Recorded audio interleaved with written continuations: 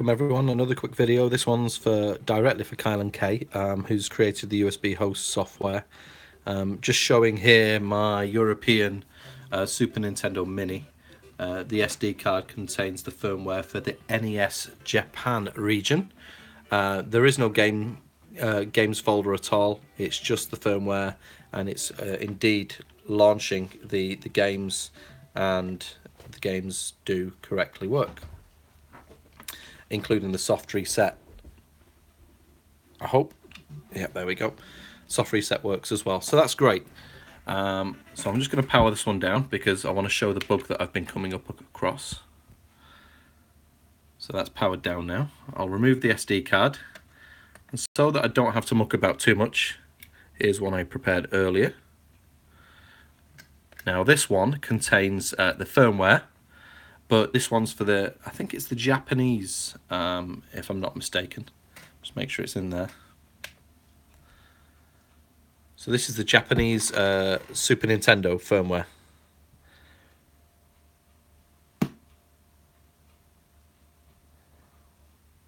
Now what's supposed to happen when you put these on without a games folder, it's supposed to show you the software from that region.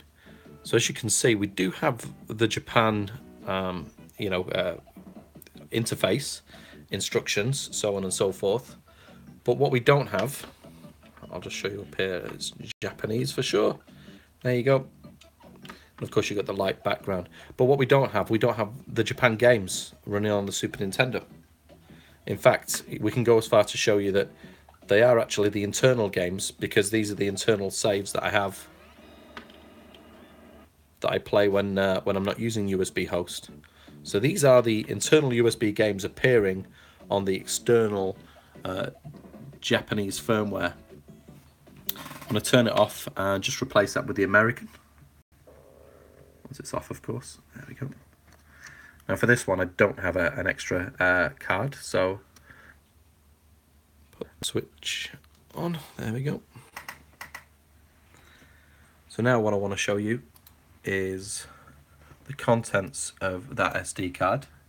So as you can see here, I keep a copy of the firmware outside of the folder, just so it's easier to move in place.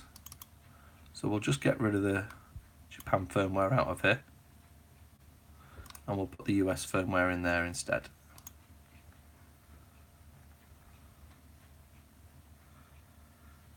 Again, there's really nothing on this. There's no games folder. There's no reason from Kyland's instructions why.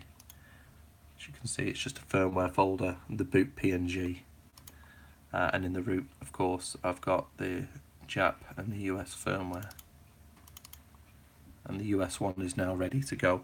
So what I'll do is I'll take this out,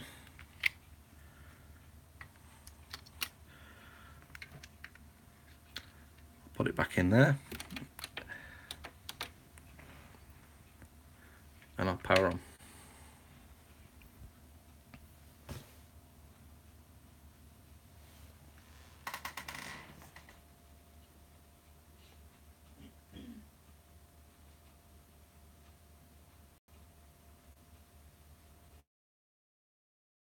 Fully.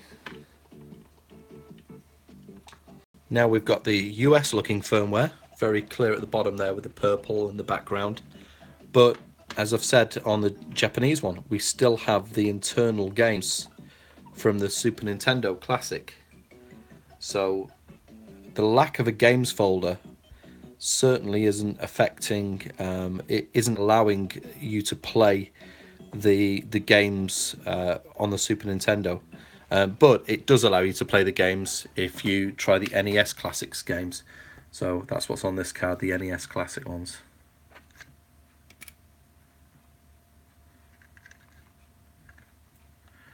It's almost like inserting a cartridge. So what you're looking at here, just while it's loading up, is the standard power and HDMI. So there's the standard power coming in, HDMI here. This is a USB on the go adapter, which I've just secured in place properly so it can't move with some blue tack. And then I've got a USB 2 hub made by Hammer, which is connected in. and that allows me to have additional, in fact I've got 4 ports in total now for the Super Nintendo there. Realistically we could tidy us up a bit, and of course I've got a micro USB 32 gig from SanDisk plugged in via a micro SD card adapter. So as you can see, right back to the beginning now of this video, where we had the NES Japanese games all working, all fine, but for some reason when you use the SNES firmware, whether it's Japan or US, the games don't come through. It just uses the games from the internal memory, if you like, the original games that came with your Super Nintendo. That's about it. Obviously it's an absolutely great piece of work that he's done, but we're just helping out here, reporting bugs, and it's probably better when we've got videos like this to kind of get the point across to people who are making the software. Thanks very much, guys. Subscribe, like, do whatever you want. I advise you go to Kyland K's channel and subscribe to him. Great guy. Bye bye.